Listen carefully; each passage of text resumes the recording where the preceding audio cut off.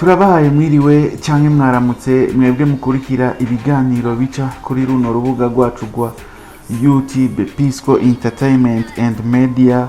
Sangwa ikaze muri ikino kiganiro twabateguriye cuno munsi. Uyu munsi twabateguriye amateka adasanzwe, amateka avuga ku ntara imwe mu ntara 18 zahora zigize igihugu c'u Burundi. Iyo ntara nayo si yindi ni intara iri mu buraruko bw'igihugu c'u Burundi, intara ya Kirundo. Ngira ngo mwoba mumaze kubona ibiganiro bivuga ku mateka y'intara zahora zigize igihugu c'u Burundi twabashikirije. Ngira ngo mwarabonye ibintu bitandukanye, haba mu mico, haba aho intara zitumbereye, haba mu maklima canke mu bindi byinshi bitandukanye. Rero uyu munsi twashimye kugaruka ku kiganiro kivuga ku mateka y'intara ya Kirundo. Ukaba uri mushasha ubonye runo rubuga rwa YouTube Pisco Entertainment and Media, urahawe ikaze mu kugira subscribe. Gire subscribe wiyunge natwe mu muryango, wiyunge natwe mu bwami bwa Pisco Entertainment and Media. Ntambibe dufise dushaka yuko twokwagura uno umuryango ukaguka ukaba munini. Urasabwe no kugira like nimba iki kiganiro uza kuba wagikunze, mwabona ugiye kukirangiza wumvise ibyo twavuze, uze kugira like canke j'aime kugira ngo uzohore ubona ibiganiro biciye kuri runo rubuga rwacu rwa YouTube Pisco Entertainment and Media. Uraza no kuduha commentaire utubwire amateka tutashoboye kuvuga yoba arangwa mu ntara ya Kirundo. Uraza no kugira partage kugira ngo abandi nabo babone ibivugwa mu ntara iri mu buraruko bw'igihugu ciza c'u Burundi, intara ya Kirundo. Reka tumira amate gatoya, turaje tuce tubabwira neza na neza ibivugwa mu ntara ya kera, intara ya Kirundo.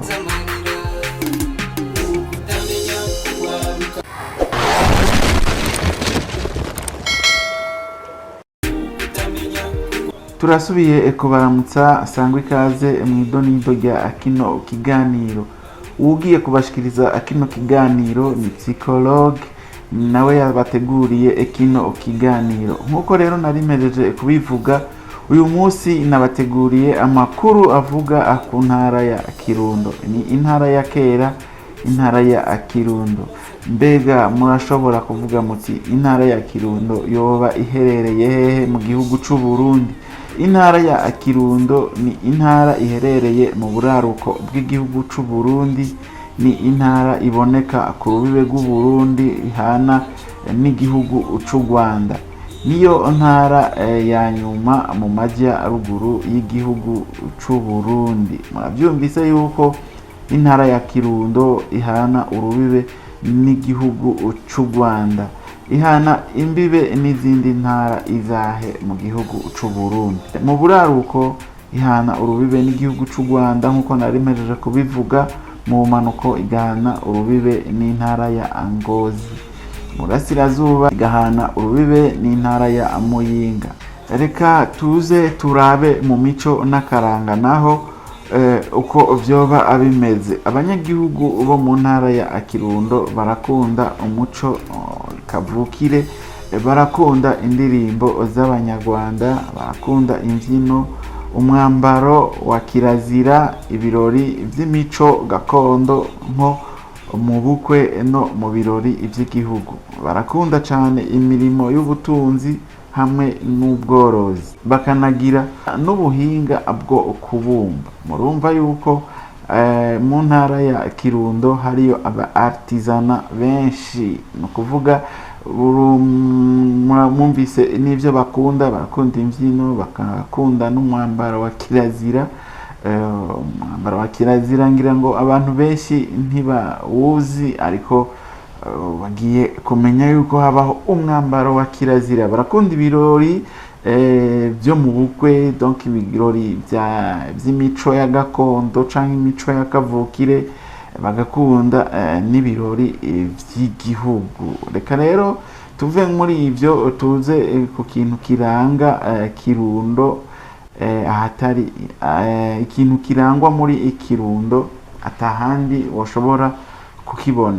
Kirundo irangwamwo ibiyaga byinshi biteye igomwe, hakabaho nk'ikiyaga ca Cohoha, ico kiri mu ntara ya Kirundo. Hakabaho n'ikindi kiyaga ca Gweru, ico naco nyene kikaba kiri mu ntara ya Kirundo.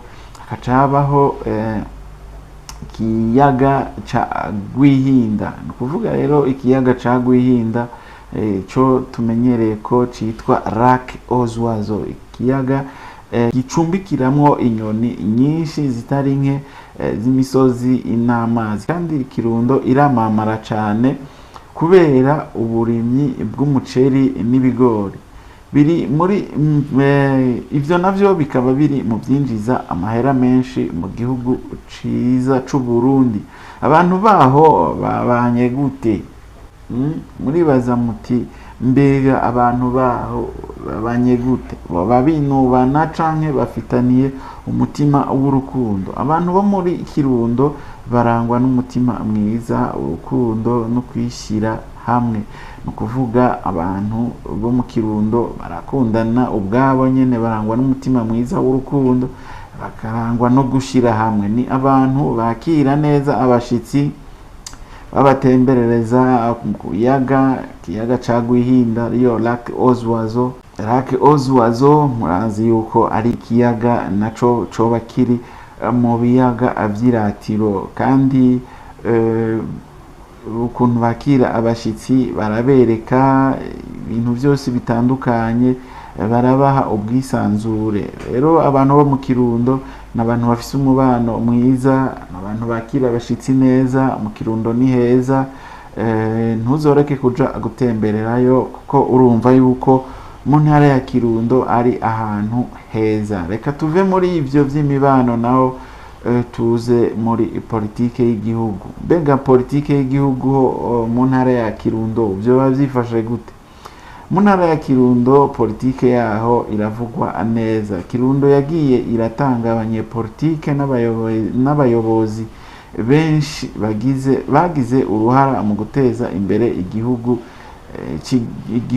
c'u Burundi, aho twovuga nk'abashingamateka, abasenateri canke n'abandi bayoboye inzego zitandukanye. Intara ya Kirundo kandi ikundwa kwitabira amatora n'ibikorwa vya leta. Ivyo ngira ngo biramaze muri politike y'igihugu c'u Burundi, kuko mu ntara ya Kirundo haravuyeyo abasenateri ngira ngo twita abakenguza amateka, hakaba haravuyemwo n'abashingamateka kuva na kera, hakaba harimwo n'abandi bayobozi bayoboye inzego zitandukanye mu gihugu c'u Burundi.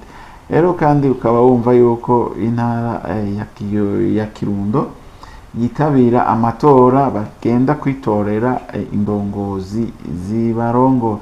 Rero psikologe rero reka ngarukirize kino kiganiro hano. Ivyo nivyo nashoboye kubategurira uno munsi, bivuga ku mateka yoba arangwa mu ntara imwe mu ntara zahora zigize igihugu c'u Burundi, intara ya Kirundo. Rero nivyo ndashimiye wewe watwumvirije kuva dutanguye kino kiganiro kugeza hano kigeze. Imana iguhezagire, naho ubutaha mu kindi kiganiro. Wewe rero utari bwagire subscribe kugira ngo utubandanye, gire na like, j'aime canke naho udushirire na commentaire ngaho onye, bibaye ngombwa udushirire commentaire muri commentaire, tubwire ibyo tutashoboye kuvuga vyoba birangwa mu ntara ya Kirundo. Baza no kugira partage kugira ngo kino kiganiro gishikire abantu benshi bashoboka. Uzobukoze, uzobudufashije mu kwamamaza kino gikorwa twakoze. Rero naho utaha mu kindi kiganiro. Thank you.